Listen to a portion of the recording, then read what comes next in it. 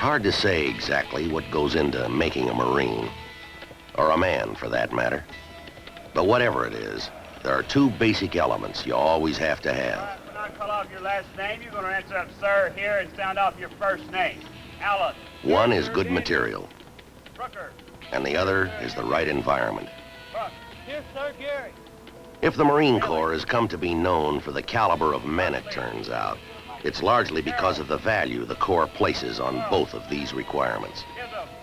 It may not look like it, but the Corps is very careful in selecting its recruits. And when it comes to training them, well, you can judge for yourself. For all Marine recruits, processing begins right here. You're now at Marine Corps Recruit Depot, San Diego, California. You're about to start your first day of processing. There are 5 days involved in processing. These 5 days do not count as part of your training. From now on, the first word out of your mouth is going to be sir, unless you are asked a simple question that can be answered with a yes or a no, and then you will answer yes, sir, or no, sir. While you are here, we will expect you to act as a man.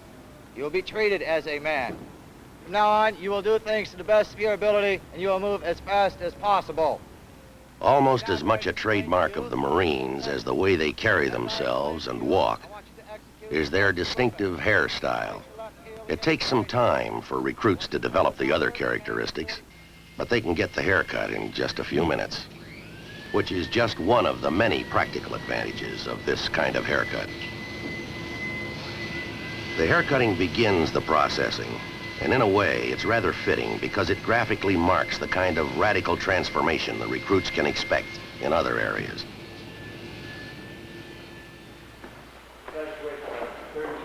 As the processing continues, the recruits get the initial issue of clothing they'll wear during training. 10.5.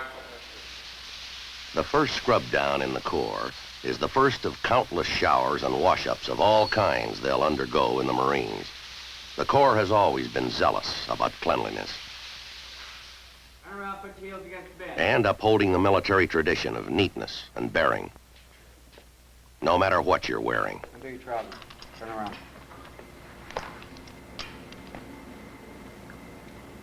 Go down and exchange your trousers for 34, 36. The Corps is also very demanding about physical condition, and so examinations are an important part of the initial processing. All of these men were carefully examined before they were accepted as Marine recruits, but the Corps just wants to be sure there's nothing wrong with them now. Those that need glasses will get them. Number 7 is missing. Number 14, snake eyes. If any bad teeth are found, they'll be taken care of while the recruit undergoes training. 31 and OF. Was that 30 occlusal? Yes, number 30 occlusal. Okay, Private. I'll be here in the classroom all the rest of the morning to give you assistance on any question that you may have. Yes, sir. The Corps also wants to know just what its recruits are capable of, and so they're given a series of tests.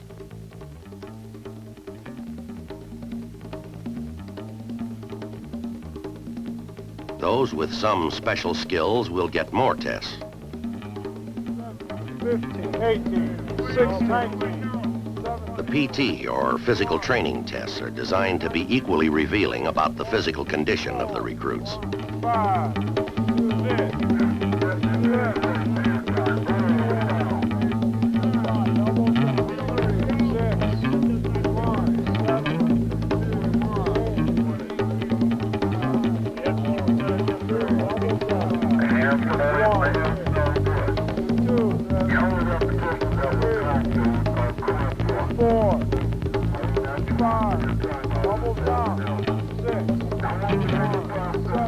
Those that require it will get extra training and attention to ensure they meet the requirements set for all recruits.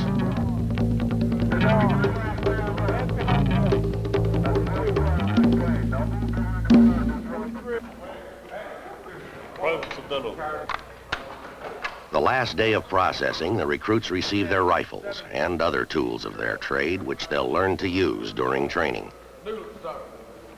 59, 27.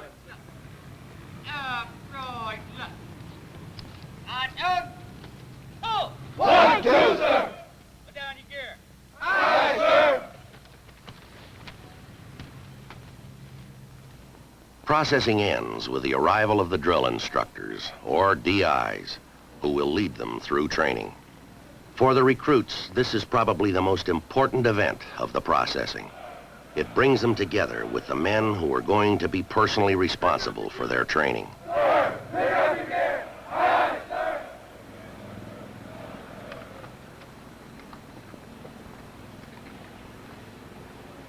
Ace to the left!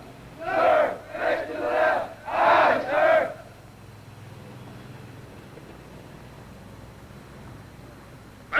During the training, the recruits in each platoon will spend some 16 hours each day under the sharp, watchful eyes of their drill instructor. Commander Staff Sergeant Holmberg. Over the years, these drill instructors have become almost as much of a legend in the Corps as its heroes. And rightly so, because they've had a hand in shaping most of them. But like all legends, they've been transformed and exaggerated into something that they aren't. And as a result, they're frequently judged on the basis of what people have heard they are, rather than what the recruits actually know they are. Whenever you're told to do something, you would do it as quickly as possible to the best of your ability. All three of us, platoon commander and the two drill instructors, will be in charge of you at all times.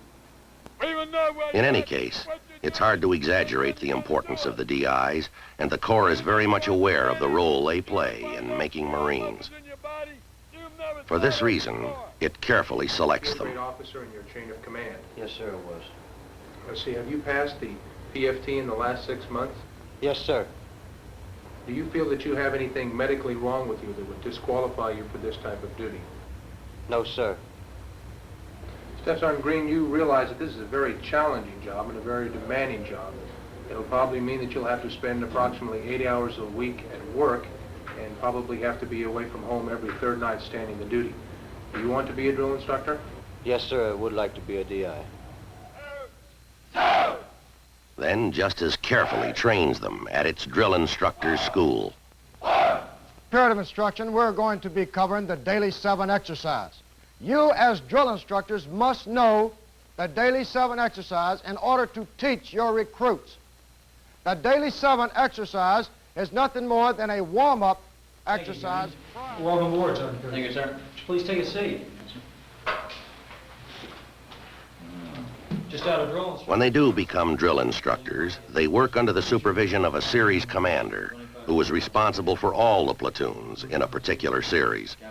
Thus, whatever he may be, every DI is carefully selected, carefully trained, experienced, and under constant supervision. Well, you're in luck, Sergeant Cruz. We're just picking the series up out of receiving, and to be able to get with them all the way through, I think it'd be a very rewarding experience. It's much better starting with them. So I'll be seeing you on the drill field. Give me your buttons on button, huh? Private says no, sir. Answer him, can't hear you. Private says no, sir. How about getting your weapons squared away? Yes, sir. And if he seems brusque and impatient, it's because he has a tough job and not much time to do it. Recruit training actually begins with the DI taking over and telling their platoons exactly what will be expected of them. The first place they run up against these demands is on the drill field. They get more of the same in physical training, where they begin with the basic exercises.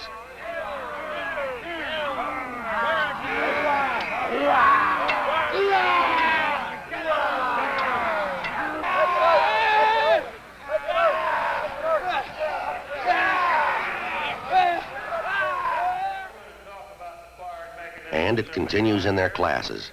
This part here, located in gray in color, is known as the trigger housing. The trigger housing. I'm going to move down here and pick up this part right here, which is under spring. Some 10,000 troops under the command of Brigadier General Ross. The Marines over here on the other side with only 500 men. Careful not to touch the inside portion. And we're going to place the dressing directly on the wound. We're going to spread our fingers out. Hard. Oh. There are also practical applications, such as guard duty. Sir, Flag Gallardo reports post number 4, all secure. Post and orders remain the same, nothing unusual to report, sir. Report your post. Sir, 5 Gonzalo, post number 5. Training in close combat.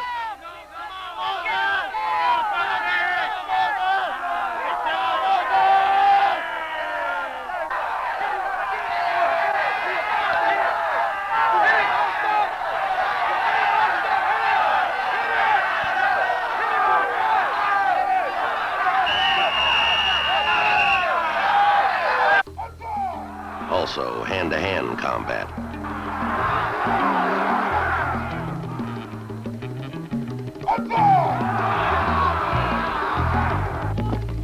And more drilling.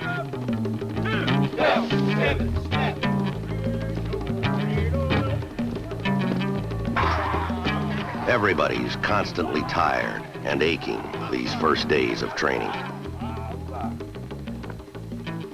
Still, the exercises get progressively harder.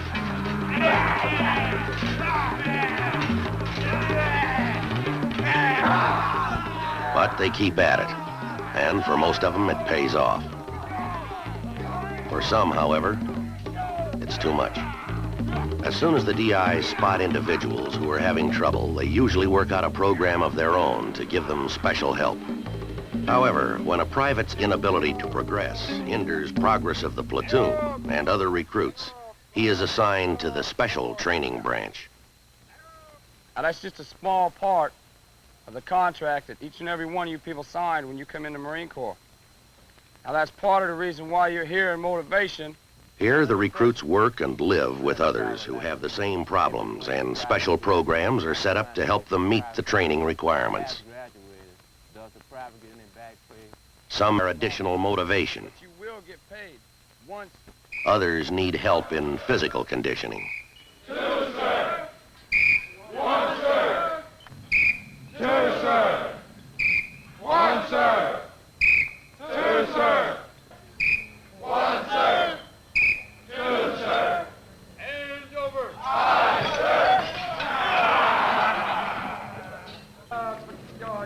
Some have medical problems which keep them from participating in the activities of a normal training platoon.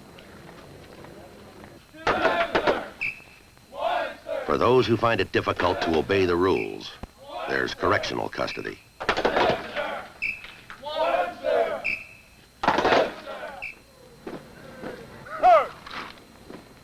By the time the final days of the first phase of training roll around, everyone is beginning to feel that they're a part of a team. By now, the soreness and stiffness have begun to disappear.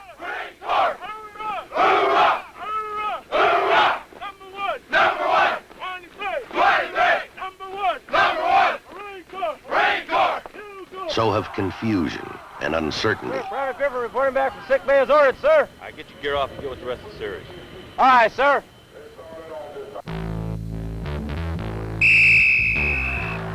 Most recruits manage to find the strength and energy for sports and for competition with the other recruits in training.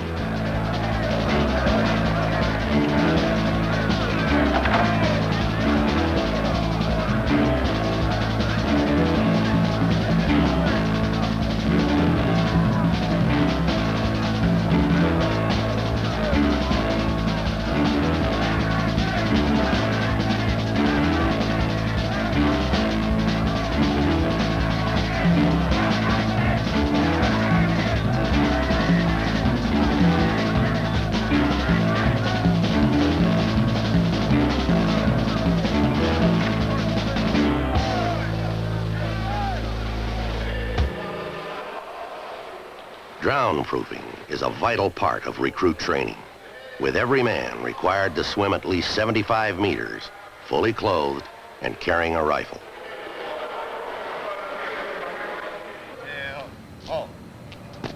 By the time they've completed the first phase of training, the recruits are considered ready to be introduced to another old tradition of military life: mess and maintenance duty.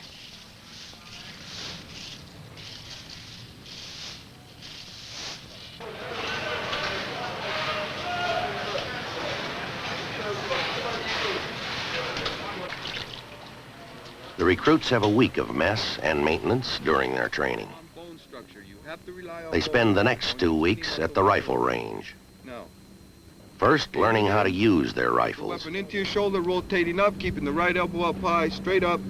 Bring the elbow well underneath the piece, aiming in, getting a good natural point of aim, squeezing the trigger straight to the rear. Then, practicing to develop skill.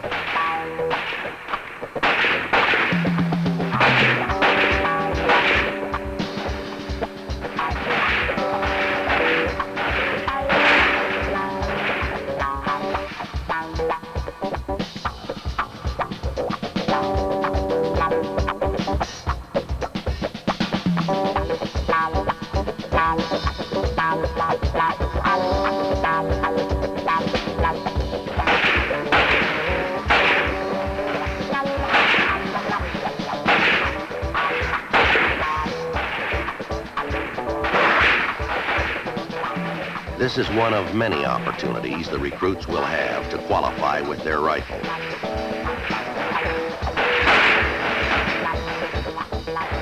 All Marines are required to fire for score once a year.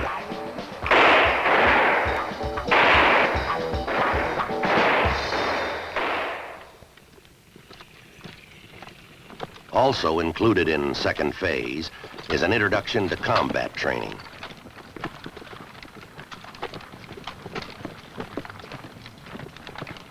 Here, the recruits are trained in basic skills they'll need in the field. Go up to 360 degrees. They learn how to use a compass. It's composed of that makes up the earth. Now then, what we're going to learn today is how to shoot an azimuth. Before we can do this, we must Practice using maps. such as the point, if you look to your rear, where the little radar is set up on the hill. Here, they have a chance to actually work with mines and demolition charges. Keep your finger on the door at all times.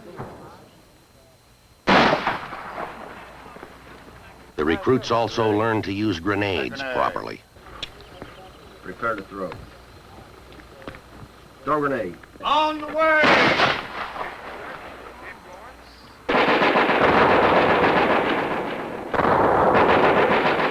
Get infiltration training.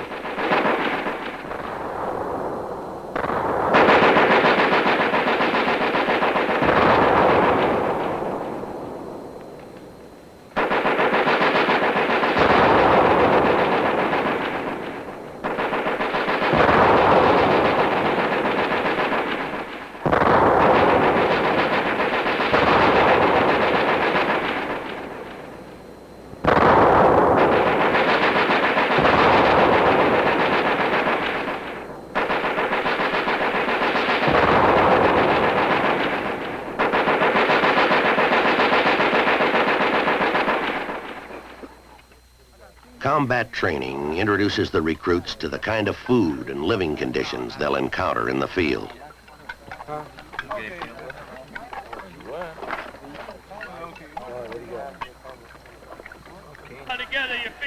Practically all training is in the form of exercise,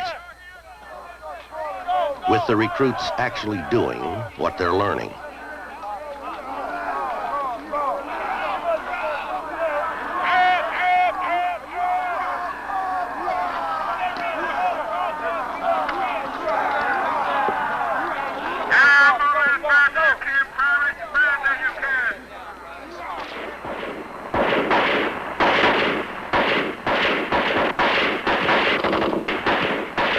Many of the training activities take place at night.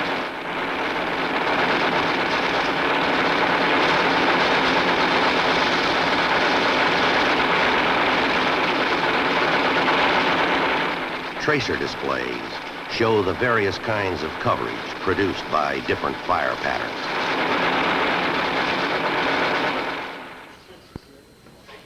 The men return to the recruit depot for the third and final phase of their training.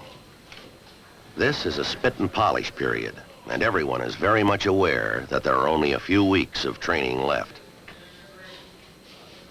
With the recruits expectantly looking forward to the end of their arduous and demanding schedule, and the drill instructors struggling to smooth out the rough edges in time for graduation.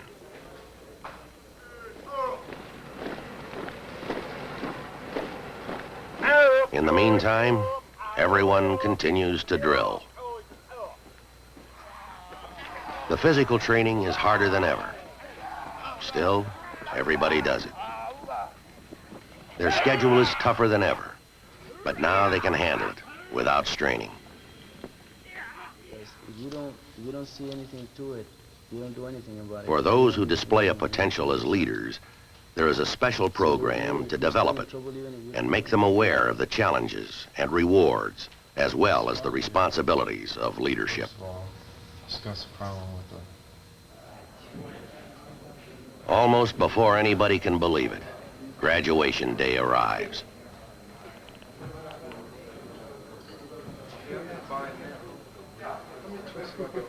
As far as the recruits are concerned, there are really no special preparations.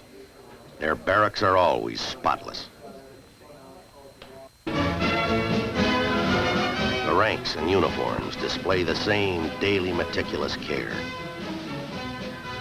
What family and friends of the recruits see here today is no special show, but actually the same conditions they could see any day.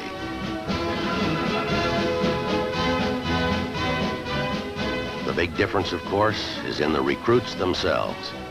For parents and relatives, it's well worth the long trip many of them have made to be here. It's a proud and happy day for families and friends. The recruits' pride and feeling of accomplishment seems to be contagious. Even the seasoned old mentors who have gone through this many will even sheepishly admit that they feel a great sense of loss every time graduation day comes around. It's an especially proud day for the recruits who receive awards. And there are many, ranging from the most outstanding recruit to those who have excelled in the different areas of training. But whether or not they received a special award, all the recruits have a feeling of achievement. They've earned the right to be called Marines.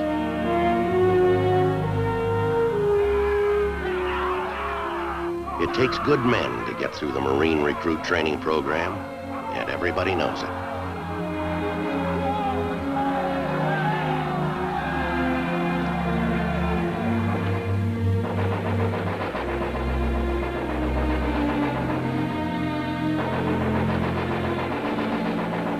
But there are two facts you can't get away from.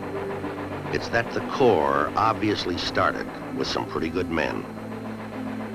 And it's equally obvious that it did a pretty good job of training them. The whole thing is nicely summed up in the words of one mother who wrote, "We sent you a boy, and you sent back a man." She could also have said, "You sent back a Marine."